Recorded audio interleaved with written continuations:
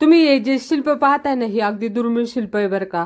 तर हे शिल्प आहे आपल्या सप्त मातृका किंवा आपल्याकडे साती आसरा, मावलाया ज्यांना म्हणतात, त्यांचं हे शिल्प आहे. तर हे शिल्पामध्ये त्या सिंहासन सोबत आपलं जे वाहन आहे त्यांचं, त्यासोबत या ठिकाणी त्या विराजमान झालेल्या आहेत या शिल्पामध्ये.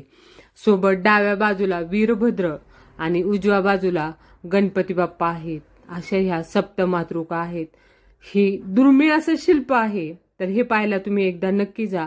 आपले पारनेर जवळील टाकळी ढोकेश्वर येथील ढोकेश्वर महादेवाच्या मंदिराच्या शेजारीच हे शिल्प आहे.